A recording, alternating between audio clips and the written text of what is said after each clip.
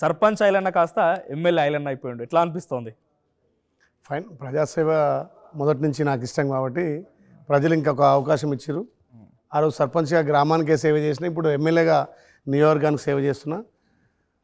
గౌరవ ముఖ్యమంత్రి రేవంత్ రెడ్డి ప్రజాపాలన ద్వారా ప్రజలకు ప్రభుత్వం నుంచి ఎక్కువ ఫలాలు అందించే అవకాశం వచ్చింది కాబట్టి గత ధనిక రాష్ట్రంలో జరిగినటువంటి అభివృద్ధి కార్యక్రమాలు గౌరవ ముఖ్యమంత్రి రేవంత్ రెడ్డి గారి ప్రజాపాలన ద్వారా ప్రజలకు సంక్షేమాలు అందిస్తున్నాం. చాలా సంతృప్తిగా ఉంది. ఎందుకంటే గత 10 ఏళ్ళుగా హ్యాపీగా ఉన్నారు. అయితే చాలా సంతృప్తిగా ఉంది. ఈరోజు నాతో పాటు పేదోడి సొంతింటి కళ, రైతుల రుణమాఫీ కావచ్చు, మహిళలకు తెలంగాణలో పెద్దపీట కావచ్చు, అన్ని వర్గాలకు, యువతకు సుమారు ఒక 2 సంవత్సరాలనే 70,000 పైన ఉద్యోగాలు, అంటే అన్ని రంగాలను ఈ ప్రజాప్రభుత్వం గౌరవ ముఖ్యమంత్రి రేవంత్ రెడ్డి నేతృత్వంలో ఒక విజన్గా ముందుకు తీసుకుపోతున్నాం. దాంట్లో సక్సెస్ అయినాం. నాతో పాటుగా నా టీం కూడా ఉంది. ఈరోజు పదునైన ప్రశ్నలతో సిద్ధంగా ఉన్నారు. సో ఫస్ట్లీ ఐలయ్య గారు, 2 ఏళ్లలోనే 200 కోట్ల రూపాయలు ఎట్లా సాధ్యమైంది మీకు? అంటే ఒక మనిషి ఎదుగుతుంటే ఏ రకంగా బురద చల్లాలని చెప్పి ఆలోచన చేస్తుంటారు. గతంలో రియల్ ఎస్టేట్ వ్యాపారం ఉండే, భూములు అమ్మేది కొనేది. ఈ 2 ఏళ్లలో నేను ఎమ్మెల్యే అయిన తర్వాత ప్రజాపాలనకే అంకితమైనాం. ఎక్కడ నిమిషం తీరికలేదు. కాన్షియస్ పోతే 1000 మంది, ఇక్కడ హైదరాబాద్ వస్తే కూడా 1000 మంది. నేను ఎప్పుడు మా గౌరవ ముఖ్యమంత్రి సహకారంతో, మంత్రుల సహకారంతో గత 10 ఏళ్ళుగా జరిగినటువంటి అభివృద్ధిని ఆలేరులో ముందు తీసుకుపోతే, అరే ఒక బీసీ బిడ్డ సర్పంచ్ స్థాయిడు, మేము 10 ఏళ్ళు చేయని పనులు ఈ 2 ఏళ్లలో పూర్తి చేసాడని చెప్పి ఏ రకంగా దుష్ప్రచారం చేయాలని చేస్తున్నారు. సంతోషమే. ఎందుకంటే 200 కోట్లు ఉన్నాయంటే మా కార్యకర్తలకు కూడా, మా ఆలేరుకు కూడా బలమే కదా. తప్పే ఉందంటే మనిషికి బలం. నియోజకవర్గ నిధులుంటే ఏం కాదు, కానీ వ్యక్తిగతంగా ఐలయ్య గారికి ఉంటే ప్రజలకు బలమేనా? అంటే వాళ్ళు చూపించాలి కదా. ఏదో ఆరోపణ చేసినంత మాత్రాన ఎవరికి సాధ్యమవుతుంది? 200 కాదు, ఒక 0 తీసి 2 కోట్లు చేయరాదు. 20 కోట్లు ఉన్నా సంతోషమే కదా. ఎక్కడ పేద ఎమ్మెల్యే 2 కోట్లు ఉండే అంత పేద ఎమ్మెల్యేనా? పేద ఎమ్మెల్యే కాదు. నేను గత 10 ఏళ్ళుగా వ్యాపారం చేసిన, కొద్దిగా సంపాదించుకున్నా. నేను ఒక ఫౌండేషన్ పెట్టినా నా సహచరులతోటి. నేను ఒక ప్రైవేట్ లిమిటెడ్ కంపెనీ పెట్టిన, కంపెనీ ద్వారా కొంత బిజినెస్ చేసిన. దాని ద్వారా వచ్చింది నా అవసరాలు కొంత, నా ఆలేరు ప్రజలకు అంబులెన్స్ల ద్వారా కానీ, ఎవరైనా ఆడపిల్ల పెళ్ళైనా, ఎవరైనా పేద విద్యార్థులు చదువుకోవాలన్నా వాళ్ళకి నేను ముందుగా అండగా ఉంటున్నా. కాబట్టి ఒక రైతు కుటుంబం నుంచి వచ్చినటువంటి సర్పంచ్ స్థాయి నుంచి కనీ వెనిగని రీతిలో 50,000 మెజార్టీ ఇచ్చారంటే చరిత్రలో ఎప్పుడు మా ఆలేరులో 30,000 మెజార్టీ దాటలే. రెడ్డి పోటీ చేసిన, ఇంకోలు చేసిన, 6 సార్లు మా గురువు మోత్పల్లి నరసింహులు గారు 2 దఫాలుగా మంత్రి చేసిన, వాళ్ళకు కూడా 30,000 దాటలే. కానీ ఒక బీసీ బిడ్డకు, ఒక సర్పంచ్ స్థాయి ఉన్నోనికి, రైతు కుటుంబం నుంచి వచ్చినోనికి 50,000 మెజార్టీ వచ్చిందంటే నా సర్వీసు, నా మంచితనం అవి తోడైనవి.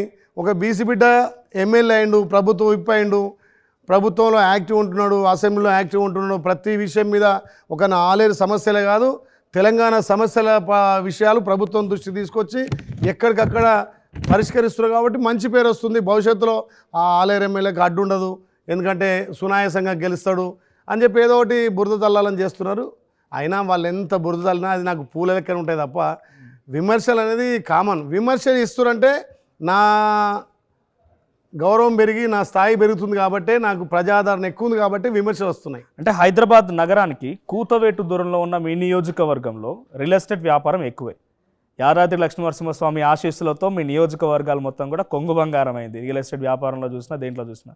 దాంట్లో అవకాశాన్ని చేజిక్కించుకున్న బీర్ల ఐలయ్య వెంటనే ఎమ్మెల్యే కావడం, ఎమ్మెల్యే తర్వాత ప్రతి రియల్ ఎస్టేట్ వ్యాపారంలో తనకు భాగస్వామ్యంలో భాగంగా అనేక రకాల కమిషన్ తీసుకొని 200 కోట్లు సంపాదించిండా లేదా?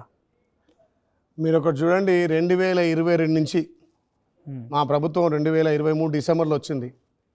మీరు రియల్ ఎస్టేట్ రంగంలో ఏ రకంగా డమాలైంది, ఏ రకంగా రియల్ ఎస్టేట్ కుంగిపోయింది.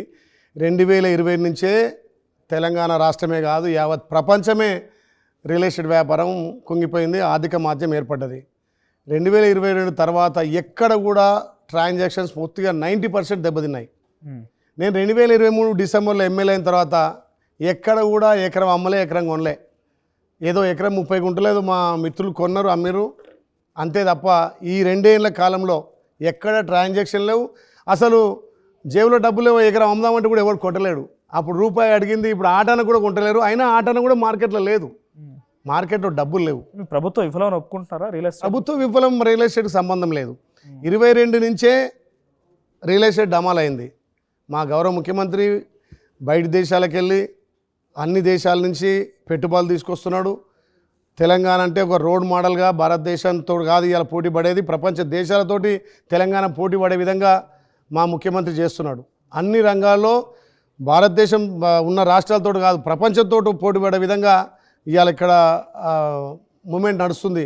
అయినా కొంత ఆర్థిక మాధ్యంతో ప్రపంచ దేశాల్లోనే ఆ రియల్ ఎస్టేట్ వ్యాపారం కుంగిపోయింది. కొంత ట్రంప్ ఎఫెక్ట్ కావచ్చు, కొంత బయట దేశాల ఎఫెక్ట్ కావచ్చు. మీపై ఎందుకు ఇంత పెద్ద ఆరోపణ మరి? అంటే 2 ఏళ్ళలోనే సాధ్యమైంది. ఎదుగుతున్నా అంటే నేను ఏమంటున్నా, ఒకసారి మీ ప్రత్యర్థి గొంగిడి సునీత గారు ఏం మాట్లాడారో చూద్దాం. మీపై ఒకసారి వైపు చూడండి.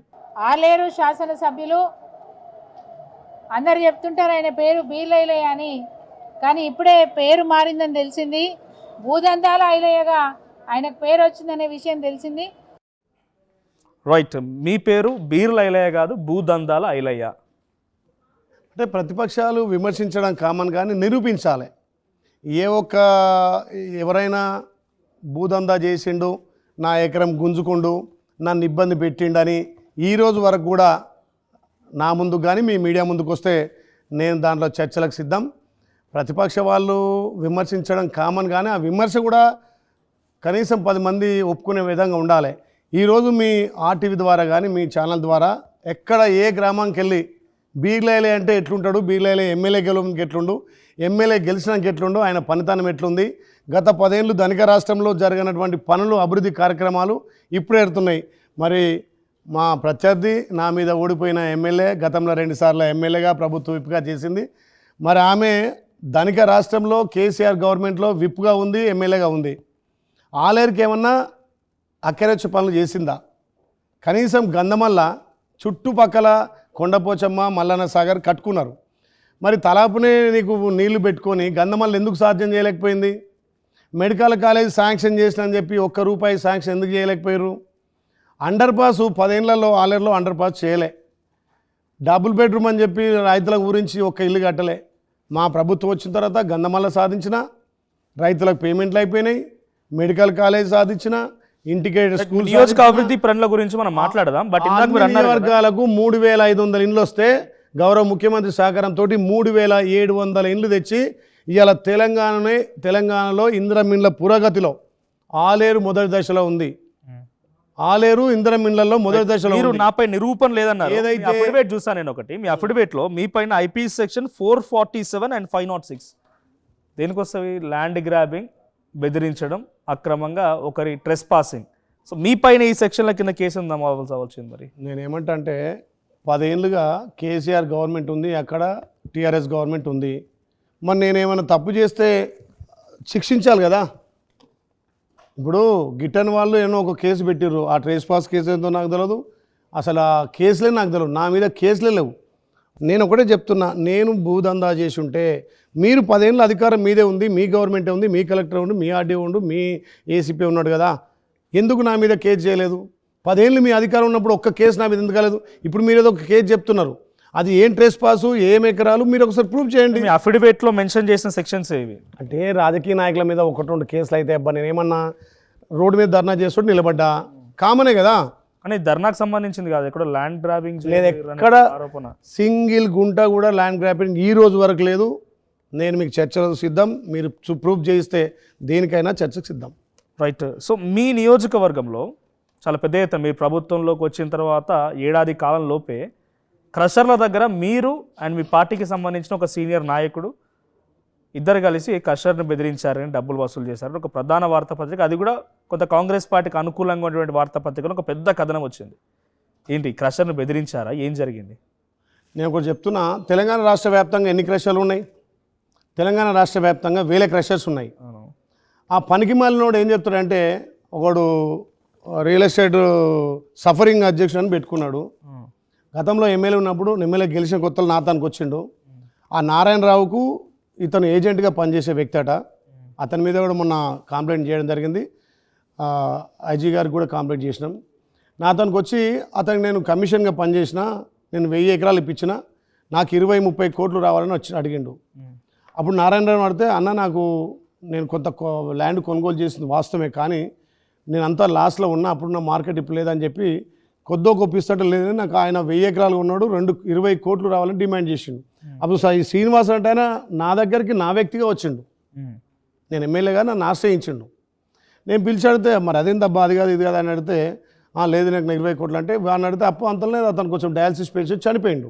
వాళ్ళ కుటుంబాన్ని పిలిచి అడిగితే మాకు ఆయన ఏజెంట్గా వచ్చింది తప్ప మాకు ఏం చేయలేదు, రూపాయి పెట్టుబడి పెట్టలేదని చెప్పి అన్నాడు.